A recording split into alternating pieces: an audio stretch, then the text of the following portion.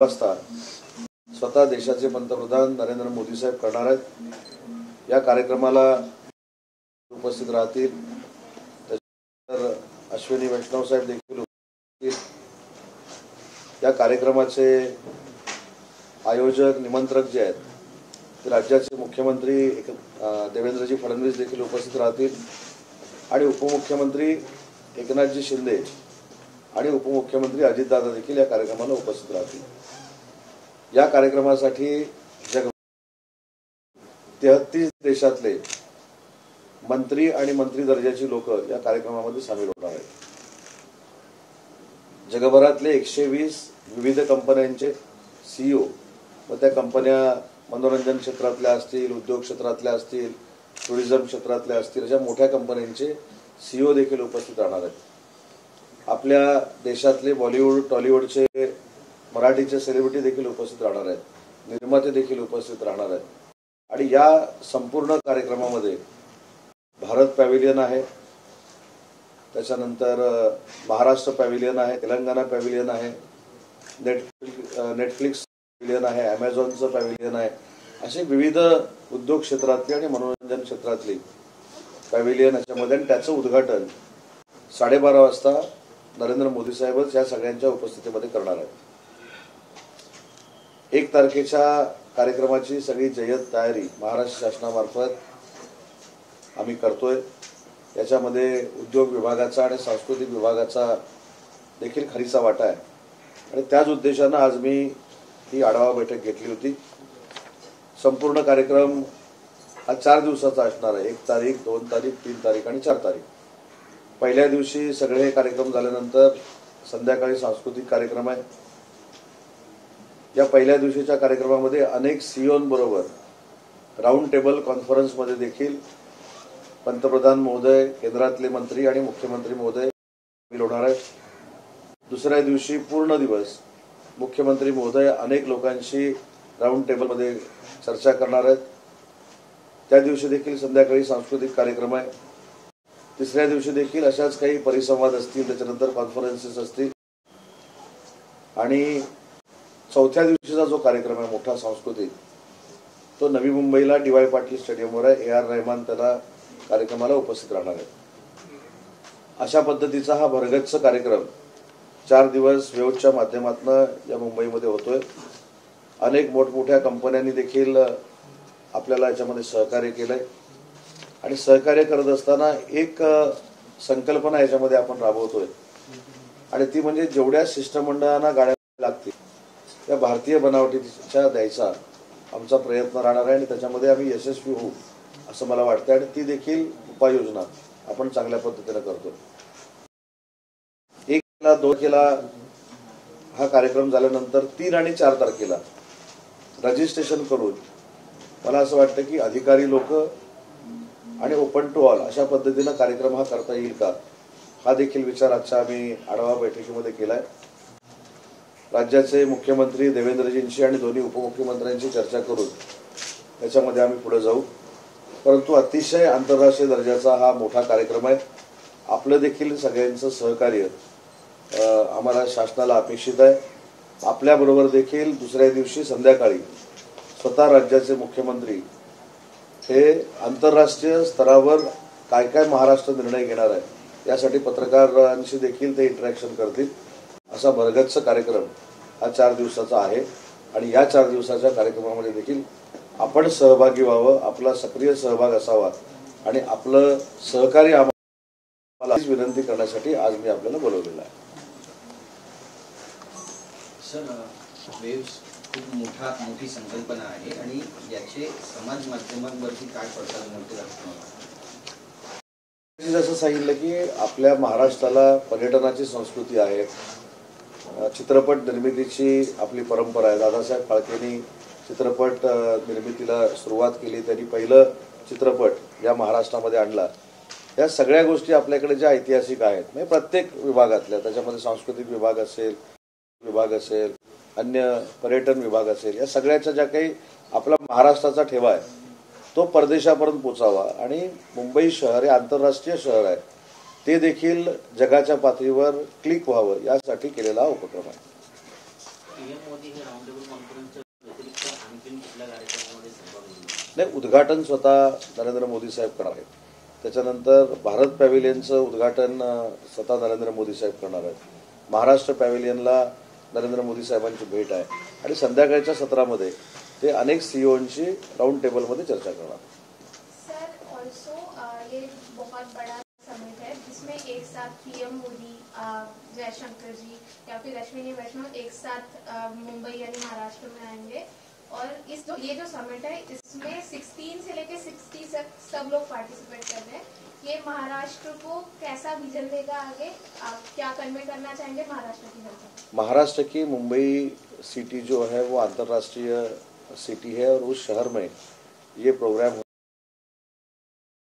उसमें out of country say 30 minister दर्जा के लोग आ रहे हैं. उसमें 120 सीईओज है अलग अलग कंपनियों के. उनके साथ भी पीएम साहब का इंटरेक्शन होगा, सीएम साहब का इंटरेक्शन होगा और मेरे ख्याल से इंटरनेशनल लेवल पे बड़े पैमाने पे ये प्रोग्राम होने जा रहा है और बम्बई को अंतर्राष्ट्रीय लेवल पे क्लिक करने के लिए ये नियोजन हम कर रहे हैं. ज्याप्रमाणे दावोस इंडस्ट्रीजसाठी एक जगभरातला फोरम बनतो, तशा प्रकारचा हा फोरम बनवण्याचा किंवा कान्स फेस्टिवलच्या धर्तीवर अशा प्रकारे बनवण्याचा आपला उपक्रम आहे का? आणि दुसरा प्रश्न, पुढच्या वर्षी नाही, सेंट्रल गव्हर्नमेंट ठरवत असतं हा कार्यक्रम कुठं करायचा, पण मला असं वाटतं की ही सुरुवात आहे महाराष्ट्रातली आणि याच्यानंतर मॅग्नेटिक महाराष्ट्राचा देखील मोठा इव्हेंट, त्याचं उद्घाटन देखील नरेंद्र मोदी साहेब करतील. ते नियोजन आम्ही महाराष्ट्रामध्ये करणार आहोत उद्योग विभागाच्या मार्फत आणि सप्टेंबरच्या फर्स्ट वीक किंवा सेकंड वीकला इंटरनॅशनल डिफेन्स एक्स्पो देखील पुण्यामध्ये आम्ही करण्याचं नियोजन करतोय. कदाचित त्या उद्घाटनाला देखील देशाचे पंतप्रधान नरेंद्र मोदी साहेब येतील. मला असं वाटतं की इंडस्ट्री प्रत्येक सेक्टरमध्ये महाराष्ट्राची काम करते. त्याच्यामध्ये डिफेन्स असेल, त्याच्यामध्ये ऑटोमोटिव्ह असेल, त्याच्यामध्ये फार्मास्युटिकल असेल, त्याच्यामध्ये ॲग्रो असेल, या सगळ्या क्षेत्रामध्ये इंडस्ट्री आमची काम करते. यासाठी हा डिफेन्स एक्स्पो मागच्या वर्षी आपण नॅशनल लेवलचा घेतला होता, यावेळी आपण इंटरनॅशनल लेवलचा डिफेन्स एक्स्पो देखील घेणार आहोत आणि मॅग्नेटिक महाराष्ट्र याचं भविष्यातलं स्वरूप हे डावोसपेक्षा मोठं असावं अशा पद्धतीचा प्रयत्न आम्ही करणार आहोत.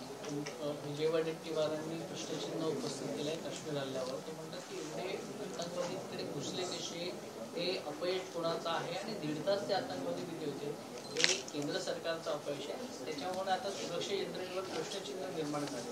ते असंही म्हणतात की दहशतवाद्यांनी काही या लोकांच्या कानात जाऊन विचारलं का, त्यांना तेवढा वेळ होता का आणि नंतर गोळ्या मारल्या. एवढा वेळ दहशतवाद्यांना असतो का?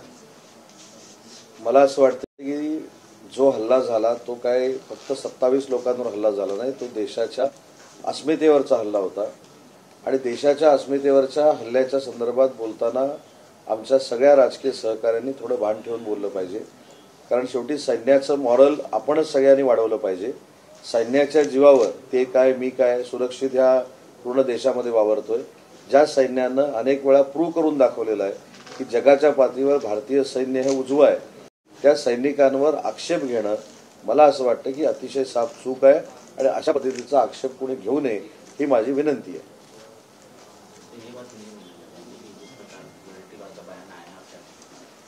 नहीं, वडेट्टीवार साहब का जो बयान है वो दुखदायक है क्योंकि हमारा जो भारतीय सैनिक है वो बॉर्डर पे रह के हमको सुरक्षा दे रहा है और उसके बारे में ऐसा कहना ये उचित बात नहीं है. ईडी कार्यालयाला काल आग लागली. अनेक फाईल महत्त्वाच्या, त्याच्यात संजय राऊत, मेहुल चोक्सी, नीरव मोदी यांच्या फाईल सुद्धा जळाल्या असं सांगण्यात येते.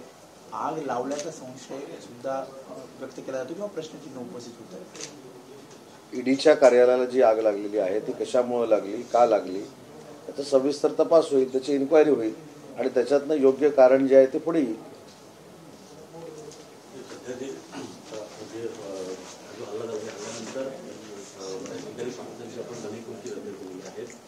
क्षेत्रामध्ये किती फरक पडते? कारण चीनने देखील आज सांगितलंय की आम्ही पाकिस्तान सोबत आहोत. आता काय नाही, मला असं वाटतं चीन असू दे किंवा पाकिस्तान असू दे, आता चीनमध्ये उद्योग न जाता ते सगळे भारताकडे आकर्षित होत आहे. त्याचा अर्थ चीनची मोनोपॉली जी काही उद्योगाची होती ती कधीच भारतानं मोडीत काढलेली आहे. दुसरी गोष्ट की पाकिस्तानच्या जीवावर कुठचाच उद्योग आजपर्यंत भारतानं किंवा महाराष्ट्रानं सुरू केला नाही. ते पाकिस्तानची काळजी करण्याचं काही आवश्यकता नाही आणि चीनची देखील काळजी करण्याची काही आवश्यकता नाही. इंडस्ट्रियलिस्ट हा महाराष्ट्राला पहिला प्रेफरन्स देतोय, प्राधान्यक्रम देतोय, म्हणूनच 15,70,000 कोटीची इन्व्हेस्टमेंट डावोसमध्ये होऊ शकली आणि कालपर्यंतचा आकडा सांगतो की आम्ही एकूण 70% प्रकल्पाची अंमलबजावणी करायला सुरुवात केली. तुम्ही एक विधान केलं होतं की वैभव नाईक जर पक्षात आले त्यांचं स्वागताचं त्यांनी याचा विचार करावा, पण याला जोडून आता नारायण राणे यांनी तुमच्यावर टीका केली आहे. कसं पाहता याकडे? माझी जर पत्रकार परिषद तुम्ही बघितली असेल तर मी असं सांगितलं होतं की वैभव नाईक हे माझ्या कॉलेज जीवनापासूनचे मित्र आहेत. वैभव नाईक आणि मी कॉलेजमध्ये एकत्र होतो, वर्गामध्ये एकत्र होतो. तरी वैभव नाईकांनी आता चांगल्या लोकांबरोबर राहायला सुरुवात केली पाहिजे असं त्याचं वक्तव्य होतं. दुसरी महत्त्वाची गोष्ट की वैभव नाईकांना पक्षात घ्यायचं की नाही हे शिवसेनेचे मुख्य नेते एकनाथ शिंदेसाहेब ठरवणार आहेत आणि ते ठरवत असताना आम्ही राणेसाहेबांचा सल्ला घेऊ. राणेसाहेब हे माजी मुख्यमंत्री आहेत, आमच्या विभागाचे लोकप्रिय खासदार आहेत, ते सिनियर आहेत. परंतु मी जे काय बोललो त्याला एक वेगळी पार्श्वभूमी होती आणि ती कधीतरी मी आपल्या सगळ्यांसमोर आणेन, राणेसाहेबांच्या समोर आणेन. मी स्वतःच्या भावनेनं की स्वतःच्या काहीतरी वेगळं करण्यासाठी हे बोललेलं नाही. त्यांना एक वेगळी पार्श्वभूमी आहे. सिंधुदुर्गामध्ये त्याची चर्चा झाली होती, म्हणूनच ते मी सुतोवाच केले होते. तरी देखील या संदर्भातला निर्णय माननीय एकनाथ शिंदेसाहेब घेतील आणि राणेसाहेबांच्या सल्ल्याने घेतील. राणेसाहेबांचा गैरसमज जर झाला असेल तर मी तुमच्या सगळ्यांच्या समोर तो दूर केला. भेटून दूर करा असेल तर भेटून दूर करेल. तुमच्या मध्यस्थीने चंद्रहार पाटील यांची एकनाथ शिंदेसोबत भेट झाली अशी एक चर्चा होती, बातमी आली होती, यातले काही फोटो देखील समोर आले होते. परंतु चंद्रहार पाटील यांनी हे स्पष्टपणे नाकारलेलं आहे की मी फक्त उदय सामंत यांना भेटलो, उदय सामंत यांच्याबरोबर माझी 20 वर्षाची मैत्री आहे. चंद्रहार पाटील यांचा देखील प्रवेश लवकरच. चंद्रहार पाटील साहेबांनी काय खुलासा केला हे मला माहिती नाही, परंतु आपल्याला माहिती आहे की मी गुवाहाटीला जायच्या आदल्या दिवशी देखील हेच सांगत होतो की मी गुवाहाटीला जाणार नाही. ऑपरेशन धनुष्यबाण अजूनही ऍक्टिव्ह आहे. नाही, ऑपरेशन करण्याची आवश्यकताच नाही. मी अनेक वेळा सांगतोय की 3 वर्षापूर्वी एकनाथ शिंदे साहेबांनी जे काम केलंय मुख्यमंत्री म्हणून ते सर्वश्रुत आहे, जनतेला कळलेलं आहे, नेत्यांना कळलेलं आहे. काही लोकांना तिकडे 3 वर्ष राहिलेल्याचा पश्चाताप देखील होतोय. त्याच्यामुळे आम्हाला ऑपरेशन राबवायची आवश्यकताच नाही. एकनाथ शिंदे साहेबांच्या कर्तृत्वावर विश्वास ठेवून शिवसेना धनुष्यबाणाची वाढते, कारण आम्ही पूर्ण वारसा वंदनीय बाळासाहेबांचा पुढे नेतो. टायगर बंद झालं नाही, ऑपरेशन मी सांगितलं ना, ऑपरेशन टायगर राबवायचीच गरज नाही. माननीय एकनाथ शिंदे साहेबांच्या कर्तृत्वामुळं, त्यांच्या स्वभावामुळं, त्यांच्या संवेदनशील वागण्यामुळं आपोआपच शिवसेना वाढते आणि दररोज एकनाथ शिंदे साहेबांच्या उपस्थितीमध्ये प्रवेश होत आहे. काल एकनाथ शिंदे यांनी एक सूचक वक्तव्य केलेलं आहे की 9 ऑगस्टला आपण काहीतरी मोठं करूया. काल भाषणात त्या म्हणाले ठाण्यामध्ये पक्षप्रवेश होता. 9 तारखेला क्रांती दिन आहे, बरोबर आहे ना. आणि सिंधुदुर्गाचा दौरा झाल्यानंतर माझी आणि साहेबांची भेट झालेली नाही, तर मी साहेबांना भेटतो, विचारतो आणि मग सांगतो. काल एकनाथ शिंदेंनी असंही भाषणात म्हणाले की 107 पाकिस्तानी नागरिक जे आहेत मुख्यमंत्र्यांचं वक्तव्य आलं की मी राज्याचा गृहमंत्री म्हणून एकही पाकिस्तानी नागरिक अनट्रेसेबल नाहीये, सगळ्यांना पाठवण्याची व्यवस्था आम्ही केली. सातत्यानं असं परस्पर विरोधी वक्तव्य येतात. सरकारमध्ये सुप्त संघर्ष सुरू होतो. नाही, हा संघर्ष आता याच्यामध्ये पाकिस्तानचे लोक आहेत हे DCM साहेब म्हणाले आणि नाहीत CM साहेब म्हणाले. याच्यामध्ये संघर्ष कसं काय होऊ शकतो? दोघांची भावना सारखीच आहे. पाकिस्तान रोहित पवार म्हणते की कॉन्ट्राडिक्टरी स्टेटमेंट आहे आणि महायुतीमध्ये सगळं काही कोणाचं तरी मनावर घेऊ नका. समन्वयाचा अभाव आहे का असं बोललं जातंय. तुम्ही अनेक राजकीय प्रवाहामध्ये गटांगळ्या खाणाऱ्या लोकांचं मनावर घेता. त्याच्यामुळे मला असं वाटतं की त्यांचं मनावर घेण्यापेक्षा एकनाथ शिंदे साहेबांनी जे सांगितलं त्याच्यामध्ये जर काही करेक्शन असेल तर CM साहेबांनी केलंय. ह्याच्यामध्ये संघर्ष आहे दोघांमध्ये, अजून काय असं अजिबात काय नाही. दोघे एक संघपणानं काम करतात. आमची महायुती जी आहे ती अभेद्य आहे आणि त्याचा परिणाम विधानसभेमध्ये तुम्ही बघितलाय. आता महानगरपालिका, स्थानिक स्वराज्य संस्थांमध्ये बघा. अडकलेल्या महाराष्ट्रातील पर्यटकांना परत आणण्यामध्ये सुद्धा कुठेतरी श्रेयवाद पाहायला मिळाला. म्हणजे कोण सरकारी व्यवस्था असताना गेली. एकनाथ शिंदेना 4 प्लेन करून लोकांना घेऊन आणावं लागतं. यावरून मी एकच सांगतो, मला बाकीच्या मित्रपक्षांबद्दल बोलण्याचा अधिकार नाही, परंतु काश्मीरमध्ये झालेला हा प्रकार त्याच्यामध्ये एकनाथ शिंदे साहेब का गेले तर त्यांचा पिंड हा कार्यकर्त्याचा आहे. तुम्ही बघा ना, माझ्या जिल्ह्यामध्ये चिपळूणमध्ये पूर आला, सगळ्यात पहिलं कोण धावलं? एकनाथ शिंदे साहेब धावले. दापोलीमध्ये तोक्ते वादळानं नुकसान केलं, पहिलं कोण धावलं? एकनाथ शिंदे साहेब धावले. सावित्री नदीला पूर आला, त्यावेळी सगळ्यात पहिलं कोण धावलं? एकनाथ शिंदे साहेब धावले. कोल्हापूर, मिरज, सांगली, म्हणजे हा काय आजच कुठेतरी क्रेडिट घेण्यासाठी एकनाथ शिंदे साहेब तिथे गेलेत अशातला भाग नाही. त्यांना स्वतःला या सगळ्या लोकांना मदत करायला आवडते आणि तो त्यांचा पिंड कार्यकर्त्याचा असल्यामुळं, खऱ्या अर्थानं बाळासाहेबांचा शिवसैनिक असल्यामुळं माननीय एकनाथ शिंदे साहेब त्या ठिकाणी गेले, कुठेही श्रेयवादासाठी गेले नाही. आणि श्रेयवाद कशासाठी करायचा? त्यांनी ज्या पद्धतीनं तिथल्या लोकांना मदतीचा हात दिला त्याचे अनेक व्हिडिओ तुम्ही बघितले असतील. म्हणजे एक जो मी व्हिडिओ भावनिक बघितलेला आहे त्याच्यामध्ये एक वयस्कर व्यक्ती असं म्हणते की दुपारी माझ्याबरोबर फोनवर बोलून माननीय एकनाथ शिंदे साहेब संध्याकाळी मला भेटायला येतील, हे एक अद्भुत आश्चर्य आहे, असं देखील लोकांच्या प्रतिक्रिया आहेत. त्याच्यामुळं हा आशीर्वाद एकनाथ शिंदे साहेबांना श्रेयापेक्षा मोठा आहे आणि एकनाथ शिंदे साहेब श्रेयासाठी कुठचीही गोष्ट करत नाही. केंद्रीय मंत्रालयाचं हे फेल्युअर आहे का असं म्हणावं होतं? कारण ही त्यांची जबाबदारी होती सगळ्या अडकलेल्या महाराष्ट्रातल्या नागरिकांना. मला असं वाटत नाही. शेवटी केंद्र शासनाची काम करण्याची पद्धत, शासनाची काम करण्याची पद्धत आणि डायरेक्ट वैयक्तिक काम करण्याची पद्धत ही प्रशासनापेक्षा वेगळी असते. त्याच्यामुळे हे वैयक्तिक काम साहेबांनी केल्यामुळं त्यांना कोणाच्या परवानगीची आवश्यकता लागली नाही. शेवटी सरकारमध्ये काम करत असताना, प्रशासनामध्ये काम करत असताना परवानग्यांची किंवा अधिकाऱ्यांच्या, वरिष्ठ अधिकाऱ्यांच्या परवानग्या लागतात. ती काही एकनाथ शिंदे साहेबांना घ्यायची गरज नाही.